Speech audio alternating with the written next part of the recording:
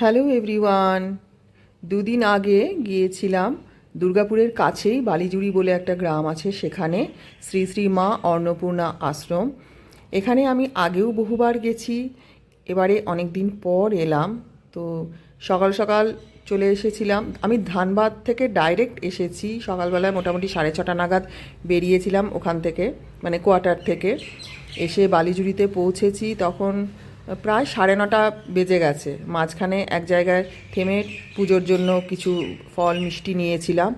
আর এই মেন মন্দিরের সামনে দেখলে কনস্ট্রাকশনস হচ্ছে। আমি লাস্ট যখন এসেছিলাম তখন ওই কনস্ট্রাকশনসটা ছিল না, মন্দির অনেক ছোট ছিল। এখন দেখলাম অনেকটা এক্সটেন্ড করেছে। মন্দিরে ঢুকতেই বাঁ দিকে মহাদেবের শিবলিঙ্গ, সেখানে পুজো শুরু হয়েছে দেখলাম। আর ডান দিকে শ্রী শ্রী মা অন্নপূর্ণার মূর্তি। ওনার সম্বন্ধে একটু পরে আমি ডিটেলসে বলছি। এখানে মহাদেবকে পুজো করে, কারণ দেখলাম তখন অলরেডি পুরোহিত মশাই পুজো করছেন, তো ভাবলাম একটু আমি প্রণাম করেই নিই, তারপরে মেন মন্দিরের দিকে যাচ্ছি। চলো তোমাদের ঘুরে পুরোটা দেখাই। এই হচ্ছে মেন মন্দির, মা কালীর মন্দির। এখানে আমার হাজব্যান্ড তার পরিচিত কিছু মানুষের সঙ্গে দেখা হওয়ার জন্য কথা বলছেন। আর ইনি হচ্ছেন শ্রী শ্রী অন্নপূর্ণা মা।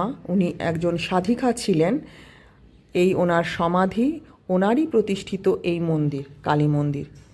এই আশেপাশে মানুষ যারা সবাই আছেন, এবং অনেক দূর থেকেও অনেক মানুষ আসেন এই মন্দিরে দর্শন করতে। আর আমরা গিয়েছিলাম ওই দিন অমাবস্যা ছিল। আরে দেখুন, এখানে রাধাকৃষ্ণের মূর্তি আছে। আমরা যখন গিয়ে পৌঁছেছি তখনও পুজো শুরু হয়নি, আর মায়ের শৃঙ্গার চলছে। আর এই হচ্ছে অরিজিনাল শিলা মূর্তি, যেটি অন্নপূর্ণা মা নিয়ে এসে এই মন্দির প্রতিষ্ঠা করেন। আর বাঁ দিকে শ্রী শ্রী সারদা মায়ের পাশে অন্নপূর্ণা মায়ের অরিজিনাল ফটো দেখো এখানে রাখা আছে। এই মন্দিরের অনেক মাহাত্ম্য আছে, অনেকবার এসেছি, ভীষণ ভালো লাগে। আর ইসিএলের ঝাঁঝরা প্রজেক্ট, যে কোল মাইন্স আছে, তার পাশেই হচ্ছে এই বালিজুড়ি গ্রাম। তোমরা যদি চাও এসে দর্শন করতে পারো, এখানে প্রসাদ গ্রহণেরও ব্যবস্থা আছে। আমার এখনও সেই সৌভাগ্য হয়নি, একবারও প্রসাদ গ্রহণ করা হয়নি। ইচ্ছে আছে একবার এখানে এসে মায়ের ভোগ খাওয়ার। ঠাকুরমশাই খুব ভালো করে পুজো দিয়ে দিলেন আমাদের নামে সংকল্প করে। আর কালী পুজোর সময় তো ভীষণ ভালো লাগে, অনেক দূর দূরান্ত থেকে মানুষ আসেন এখানে।